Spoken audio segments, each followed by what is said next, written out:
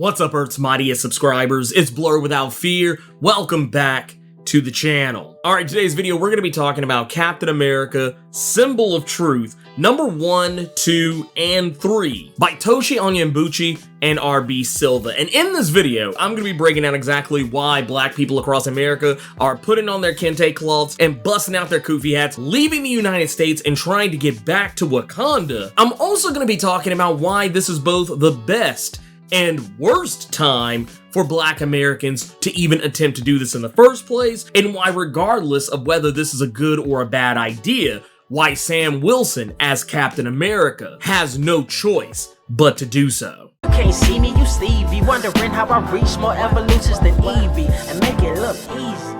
Okay, so let's go ahead and get the obvious one out of the way. Why are black people trying to get the hell out of the United States and go to Wakanda? It's one of those things that, I guess if you never grew up black in America, you probably never heard this phrase thrown your way. At least I know I have heard it thrown my way and heard it thrown at other people as well over the course of my life is, well, why don't you just go back to where you came from? Why don't you just go back to Africa? Well, that's not how this works. I can't go back to a place that I never actually physically was from. I mean, yeah, from an ancestral standpoint, yes, my ancestors do hail from Africa, but my more recent ancestors hail from America because of slavery. That is a whole other story altogether. I'm not really here to get into the specifics of that exactly, but what I'm trying to get at is that it's one of those age-old tales, of racism and bigotry that typically white people, whenever they got angry at black people, they would typically tell them to, go back to your country, go back to where you came from, despite the fact that it's their ancestors that are the reason why you are standing before them in the first place. But the funny thing about it is that it's one of those situations where in the Marvel Comics universe, black people are like, No, I'm gonna put my kente cloth on, I'm gonna get my little kufi hat, and we're just gonna do this. We're going back. We're going back to the motherland. Even though technically none of us are actually from Wakanda in the first place. And apparently in response to this, white people are not happy about this either. It's not really focused on in any of these first 3 issues of Captain America Symbol of Truth on any major level, but it is actually brought up when Sam Wilson is talking to one of his old homies who's still in prison about how the neo-Nazis are kind of in a tizzy about this and that they were told to stand down from going after any of the black people inside of the prisons who are actually talking about going back to Wakanda, and in some aspects, some of them even trying to get clemency to try and be taken out of the American prison system and then brought over to Wakanda. But the main portion of this is really more about the people who are not in prison. People just walking around, breathing free air, just hanging out, chilling, doing their normal day-to-day life. These are the people who want to go. And once again, while it's not focused on as much, there's apparently a bit of animosity because it's kind of similar to what's going on. If you follow in my X-Men videos, then you've heard me talk about this. The fact that humans hate mutants, but mutants now have a utopia, a real, true utopia, not just the one that they had before, but on Krakoa, they now have medicines that can extend human life. They also have resurrection, but humans, while they hate mutants, they also want the things that mutants have. And the fact that mutants now have a place of their own where they can be left the alone and also have access to things that, the other people, normal humies don't have, it upsets them. And it's kind of the same situation here. It's like, oh wait, black people can just up and leave our country and go to Wakanda and have an infinitely better life. And on a nation where it is a utopia, they have the best technology, they have pretty much the best everything. That's not fair. It's getting into those categories. It's now starting to become a whole whataboutism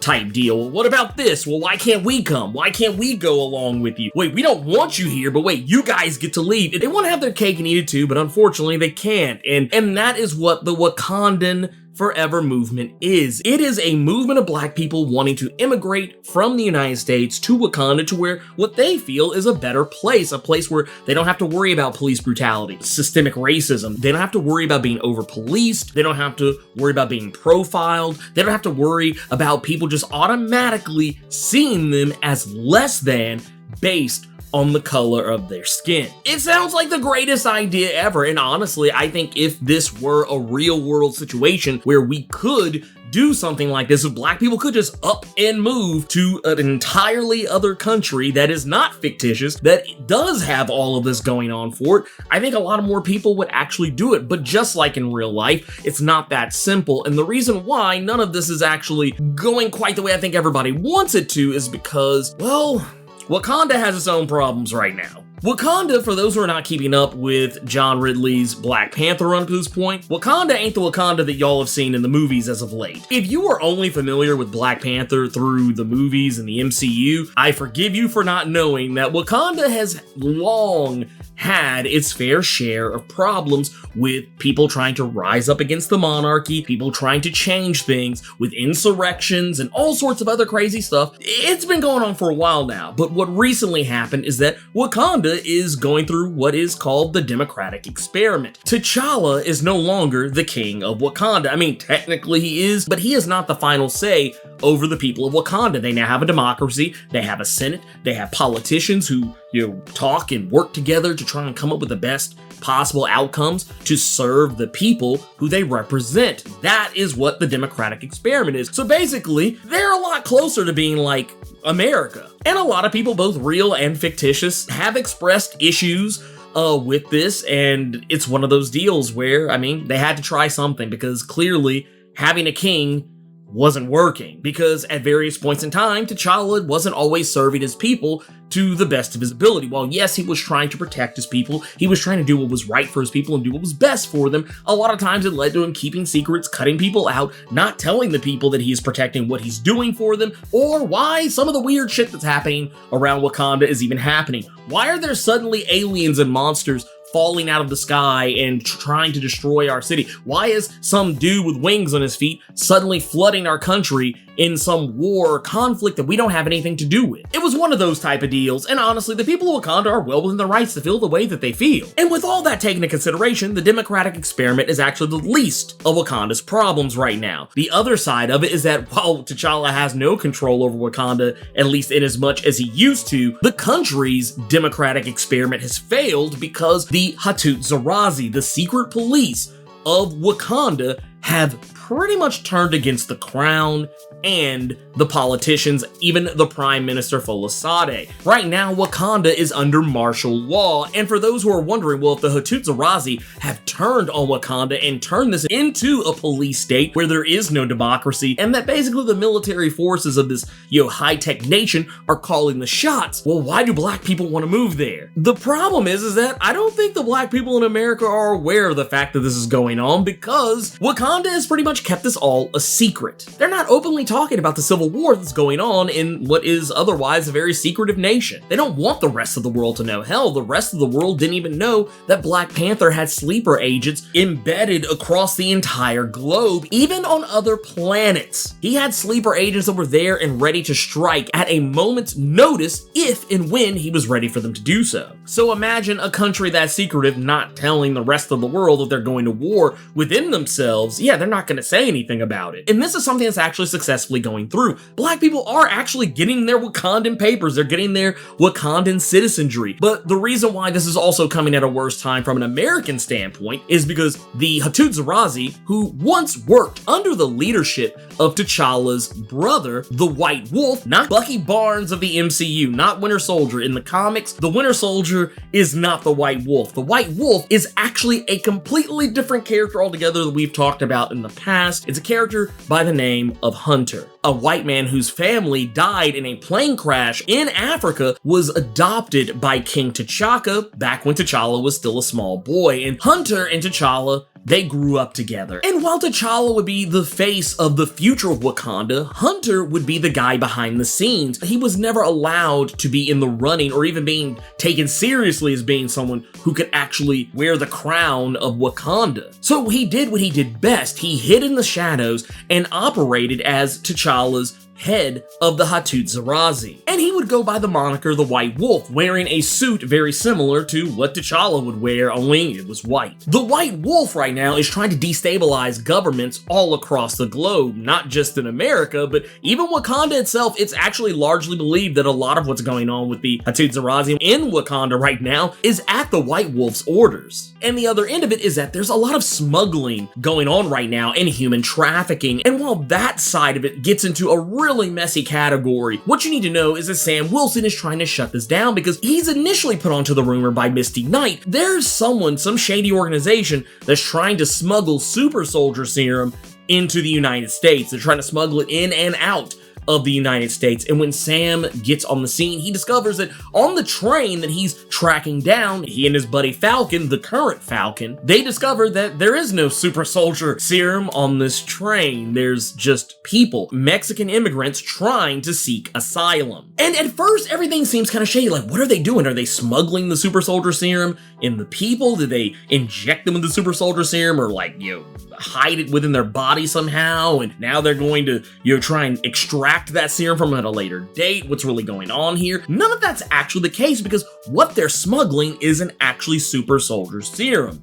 It's vibranium. And the way they're doing it is they're hiding it inside the clothes, specifically the shoes of the people who they are smuggling, one of which happens to be Falcon's cousin. And with all the immigrants they've been using to smuggle in vibranium in this fashion, with them hiding it inside their clothes and shoes, right now there are literally mountains worth of vibranium inside of the United States. And Sam is trying to figure out who's behind it. He doesn't yet know that the White Wolf is involved, but he does know Wakanda is involved in some way, shape, form, or fashion. And even though he respectfully reaches out to Shuri and Prime Minister Folasade to try and sanction a joint work between America and Wakanda to get to the bottom of this, right now they can't, because even though they won't say it out loud, as I stated earlier, Prime Minister Folasade has a full-scale military coup on her hands right now. She doesn't have time to work with Captain America. Doesn't matter if it's the white one or the black one. She doesn't have time for it. And she has to try and get her country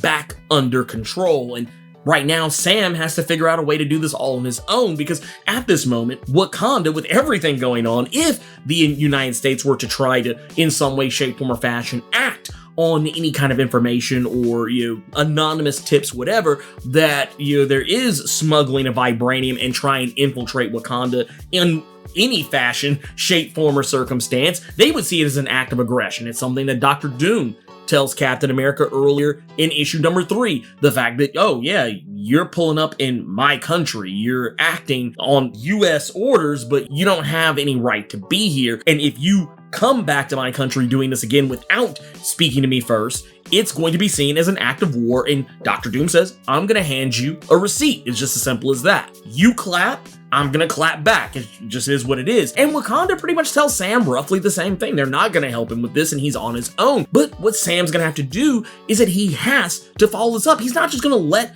people be human trafficked, have vibranium coming in and out of Wakanda into the United States and going directly into the hands of bad people. Because he knows this would both look bad for Wakanda and also be terrible for the United States. So he's going to do the only thing he knows he can. He knows that he can't go in to Wakanda as Captain America, because Captain America is an extension of America. And if Wakanda were to see Captain America just running around willy-nilly, flinging his shield and flying around, they would see this as an act of war from America itself. So what Sam has to do is he has to join the same movement that he thought little of at the very beginning. Not because he wants to, he doesn't want to move to Wakanda, but he does see the value in the Wakandan Forever movement, because it's going to be the way to actually get him in to Wakanda as a citizen. Because if he immigrates to Wakanda and acts under Wakandan citizenship, he would be within his rights to, well, not necessarily do police work over there, but he'd have more of an excuse to be in Wakanda at that precise moment in time without anyone in any kind of authoritarian position in Wakanda telling him otherwise. Now, there is still the aspect of, well, how is he going to justify him policing American guidelines in a foreign country? That's a whole other story altogether. What I will say, though, is I like a lot of what Toshi is doing with this story, because this commentary is something that is incredibly timely, because when you think about it, with everything that has happened to Black people throughout the history of the United States of America, and then you just put that against what's been going on lately, just in the last, not even just year, but the last few years, the idea that in this fictitious world where Black people could actually say, you know what, I don't like it anymore. I want to go to this other place that is apparently way more awesome. And then you get there, you get those people there, what happens? They end up falling into a trap that is far worse than the one that they were already in. Yeah, sure, they've gotten to Wakanda, but what they didn't know is that Wakanda has a classism all its own, that there is incredible classism in Wakanda itself, and Wakanda suffers the same exceptionalism that we here in America suffer, that, you know, we think that, oh, well, we're America, we're exceptional, we're better than everybody else. Wakanda has the exact same problem in the Marvel Comics universe, and it's come back to bite them terribly. Also, I would not be surprised if this entire Wakandan Forever movement is something the White Wolf has propped up in some way, or is in some way vaguely responsible for, if not directly responsible for, considering how much else he very likely has some kind of a connection to, like the Hattusarazi, everything going on there. I'm pretty sure he's in league with that. He's calling the shots there. The way that the Wakandan Forever movement is taken off, just based on what we saw, considering the timeliness of the Wakandan Forever movement, yeah, White Wolf is most certainly involved with that to some degree. And in the end, this all sets everything up for White Wolf to get the other thing he very likely wants. He said he wanted to destabilize countries. He wanted to break down governments. What better way to break down or destabilize a country or government than to make them go to war with someone else? And I'm pretty sure what he's trying to set up is a war, a conflict between America and Wakanda, because if they're too busy fighting each other, it doesn't matter who wins in the end. The White Wolf wins. Whoever is left standing, if anyone is left standing, once it's all said and done, he gets to come in and pick up the pieces. This comic is actually a really solid one. I was kind of skeptical as to how this was going to go with, you know, Sam Wilson, you know, just kind of throwing himself back into the role of being Captain America again at a time where he had just kind of gotten back to being Falcon once more. And I gotta admit, I really dig it. I like it. I like where it's going. It's giving him something to do. It's giving him a mission, which started out with being just it's the same old, same old.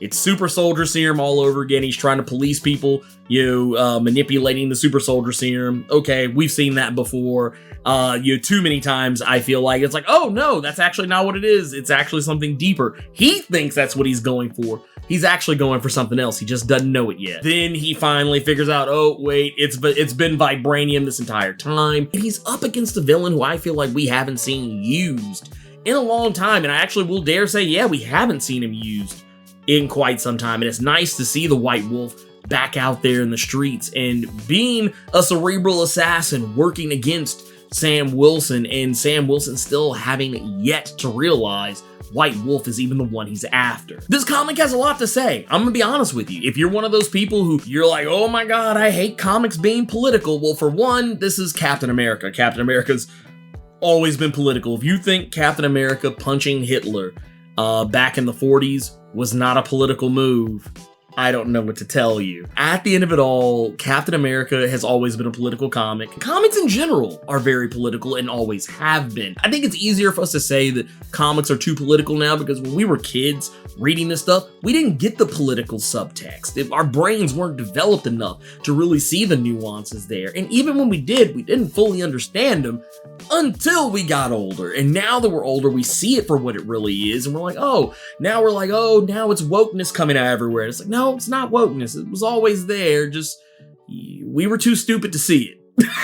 It's not a dig. It just is what it is. Kids, by and large, are generally pretty stupid compared to adults with more cognitive critical thinking skills. That said, it's still a fun run, and I feel like, yeah, if you're one of those people that you cry woke, you cry too political whenever you see something that disagrees with you on any specific level, then yeah, this ain't for you. I would say skip it. Go watch Rick and Morty and pretend that isn't political. But if you're someone who isn't bothered by those things, and you actually have two brain cells to rub together, and you can critically think for yourself, I feel like you would find a lot to like here. This book has so much to say, says it very well, and I can't wait to see what else Toshi and RB are going to come up with for this story, especially considering the fact that this is a Captain America comic running up against another Captain America comic with the OG Steve Rogers in the Captain America Sentinel of Liberty side of things, which I haven't been keeping up with as much, but this I have been, so I don't know if there's any real actual crosstalk between the two. If there is, I'll probably take a look at it later. But anyways, if you want to know more about what's going on the Wakandan side of things, check out this video over here where I'm breaking down everything going on right now with John Ridley's Black Panther,